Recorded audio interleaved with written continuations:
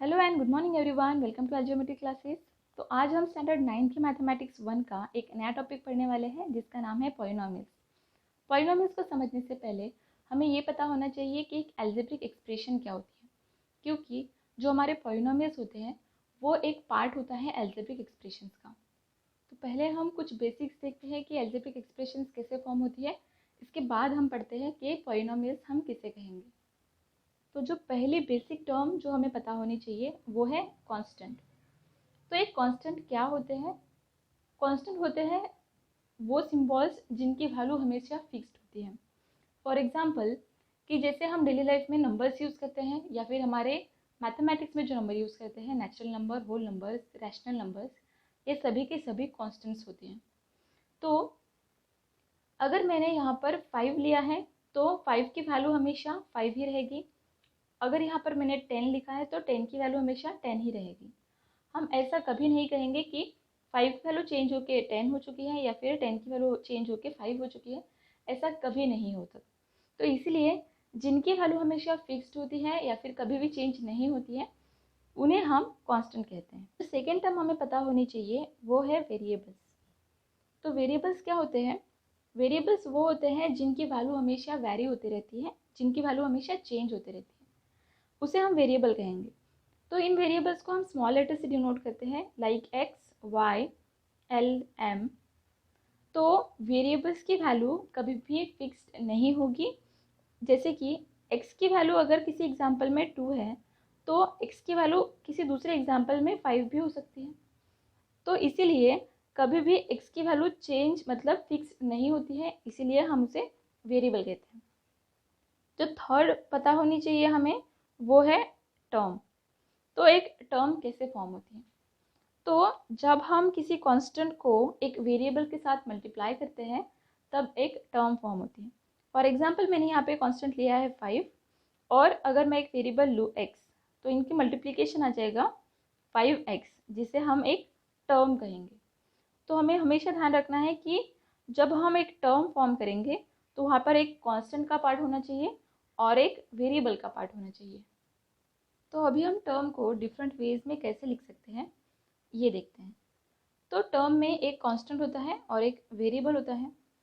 यहाँ पर जो x है, x या फिर सिंगल भी हो सकता है या फिर वो मल्टीपल नंबर्स में भी हो सकता है, जैसे कि x y भी हो सकता है। यहाँ पर 2 वेरिएबल्स है तो 2 वेरिएबल मल्टीप्लिकेशन के फॉर्म में भी हो सकते हैं, 3 वेरिएबल भी हो सकते हैं, या फिर वो खुद का ही मल्टीपल हो सकता है, जैसे कि x इंटू एक्स यानी कि एक्स स्क्वायर, जिसे हम एक्स स्क्वायर कहते हैं। या फिर यहाँ पर अगर काफ़ी सारे वेरिएबल्स हैं तो यहाँ पर ऐसे हम x टू द पावर 4, इस तरह से हम वेरिएबल को लिख सकते हैं। यहाँ पर टर्म आई है टू द पावर। तो हमें हमेशा ध्यान रखना है कि जब भी कभी हम एक वेरिएबल काउंट करेंगे तो इसके पावर में कुछ ना कुछ प्रेजेंट रहेगा। अगर यहाँ पर सिंगल वेरिएबल लिखा हुआ है तो हमें पता होना चाहिए कि इसके पावर में हमेशा 1 होता है। यहाँ पर x टू द पावर 2 है मतलब, तो इसे हम स्क्वायर कहते हैं। x टू द पावर 4 है। तो ऐसे फॉर्म में जब हमारा वेरिएबल होता है तो ये है पावर्स और ये रहा हमारा वेरिएबल। तो अगर हमारे वेरिएबल के पावर में अगर 0 रहा तो इसकी वैल्यू हमेशा 1 होती है, क्योंकि हमें पता है कि अगर कांस्टेंट के पावर में 0 रहे या फिर वेरिएबल के भी पावर में 0 रहे तो इसकी वैल्यू हमेशा 1 होती है। तो अभी हमने पता है कि एक टर्म में एक कांस्टेंट होगा, एक वेरिएबल होगा और वेरिएबल का एक पावर होगा। तो क्योंकि हम x को मतलब वेरिएबल को डिफरेंट डिफरेंट फॉर्म में रख सकते हैं, इसलिए हमेशा इसका पावर होगा या तो यहाँ पर मल्टीपल नंबर ऑफ वेरिएबल्स होंगे। अभी यहाँ पर अगर x टू द पावर 0 है तो इसे हम 5 इंटू 1 लिख सकते हैं।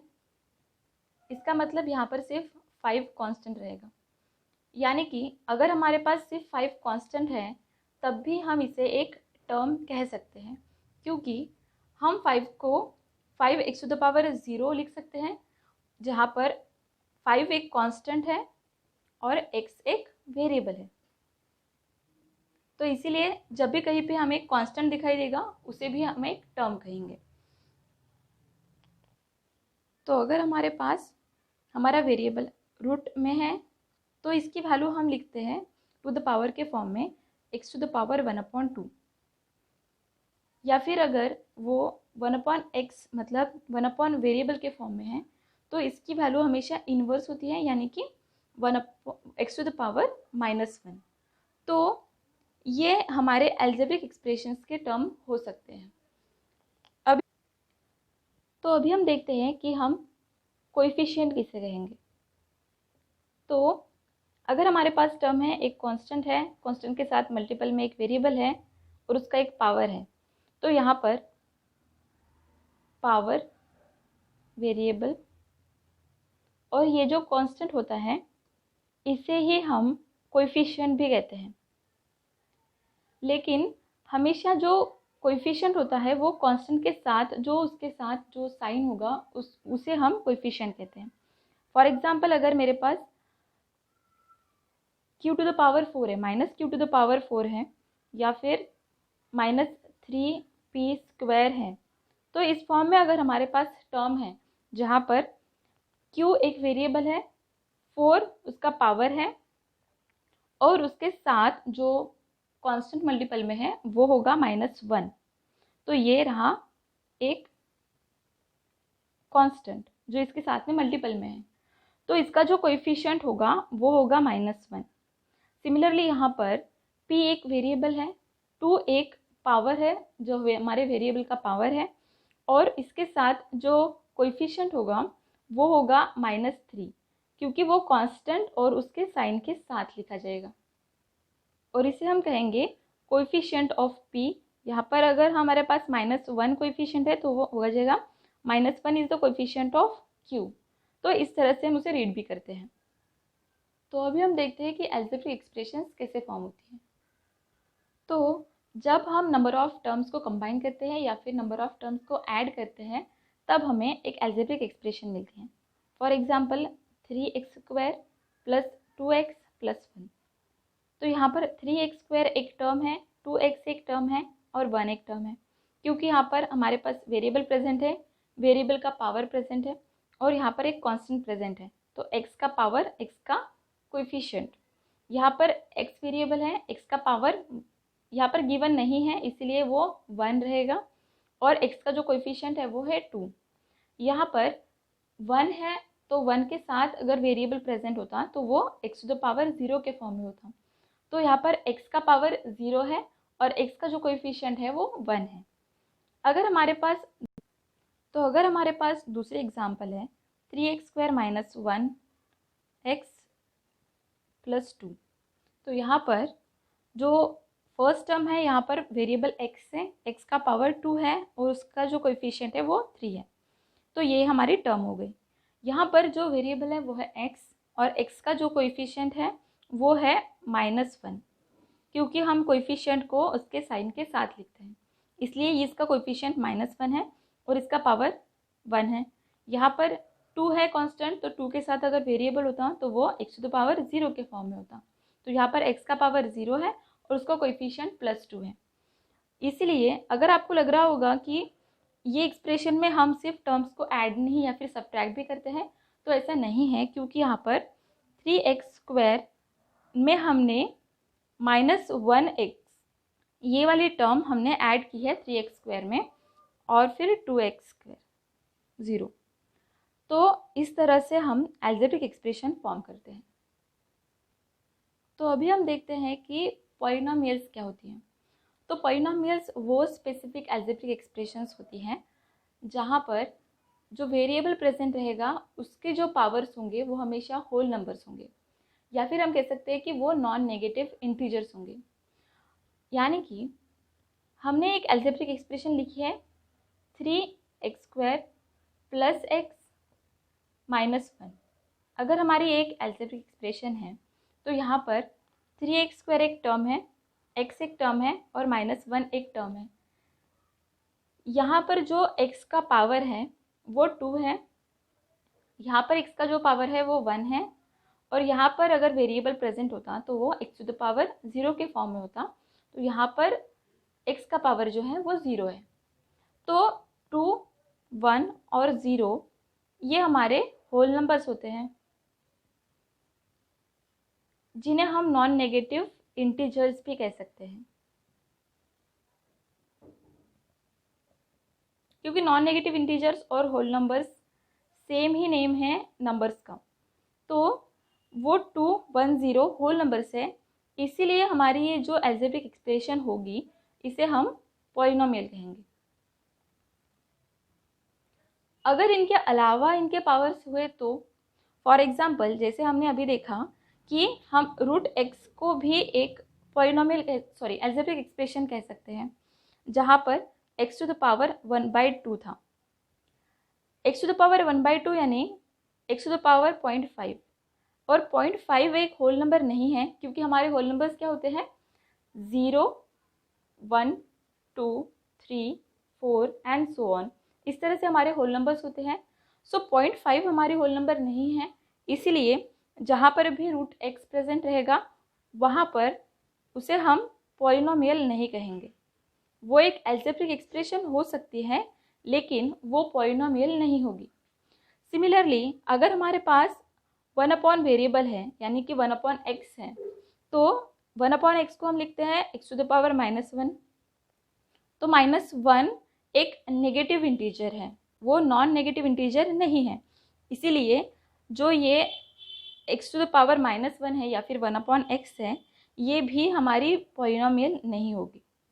या फिर जिस किसी भी अलजेब्रिक एक्सप्रेशन में 1 अपॉन एक्स प्रेजेंट है, यानी कि 1 अपॉन वेरिएबल के फॉर्म में अगर हमारी अलजेब्रिक एक्सप्रेशन प्रेजेंट है तो वो पॉलिनोमियल नहीं होगी। तो यहाँ पर मैंने कुछ अलजेब्रिक एक्सप्रेशंस के एग्जांपल लिखे हैं, जहाँ से हमें फाइंड करना है कि कौन से पॉलिनोमियल्स हैं और कौन से नहीं हैं। तो अभी हमने देखा कि जहाँ पर भी यहाँ पर हमारे जो पॉलिनोमियल एक्सप्रेशन है वो है y प्लस 1 अपॉन वाई। तो यहाँ पर वेरिएबल y है, y का पावर 1 है और उसका जो कोएफिशिएंट है वो भी 1 है। यहाँ पर जो y प्रेजेंट है वो 1 अपॉन वाई है, यानी कि इसका जो पावर होगा वो -1 होगा। -1 होल नंबर नहीं है, इसीलिए ये हमारी पॉलिनोमियल नहीं होगी। यहाँ पर q हमारा वेरिएबल है और q का पावर 2 है और q का जो कोएफिशिएंट है वो 1 है। यहाँ पर q वेरिएबल है और q का पावर 1 है और q का कोएफिशिएंट भी 1 है। सो ये हमारे जो पावर्स है 2 और 1 ये होल नंबर्स हैं, इसीलिए ये हमारी पॉलिनोमियल होगी। ये जो थर्ड एग्जांपल है, यहाँ पर 2 - 5 रूट एक्स लिखा है।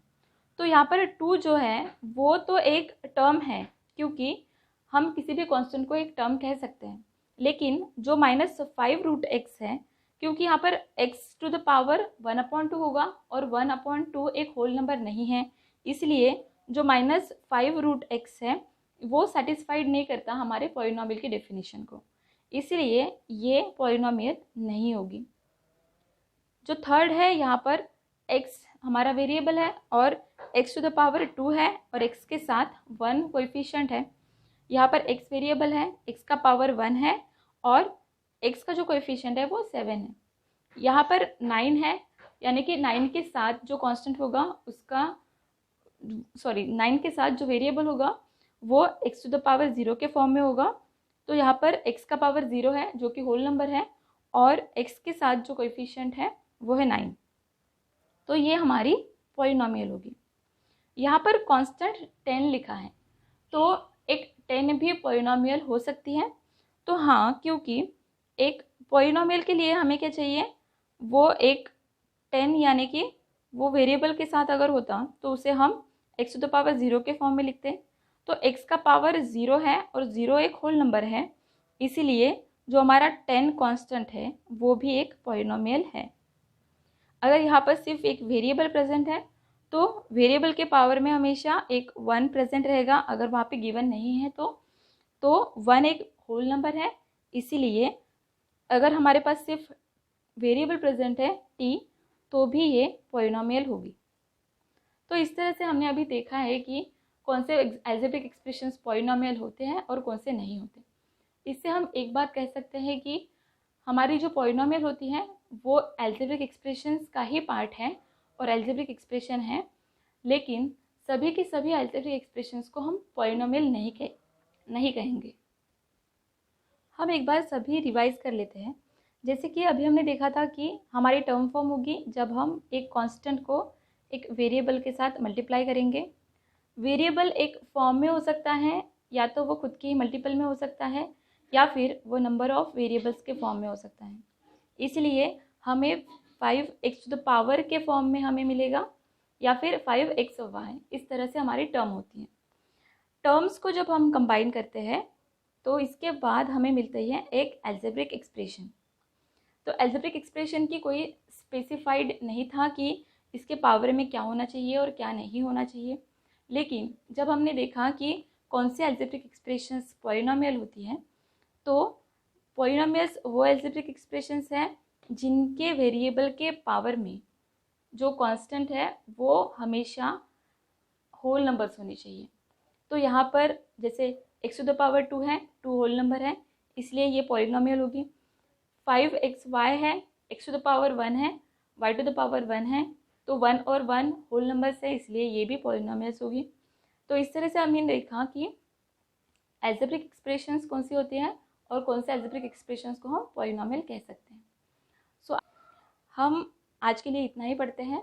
हम आगे देखेंगे कि डिग्री ऑफ द पॉलिनोमियल क्या होती है और टाइप्स ऑफ द पॉलिनोमियल्स क्या होते हैं। Thank you for watching this video.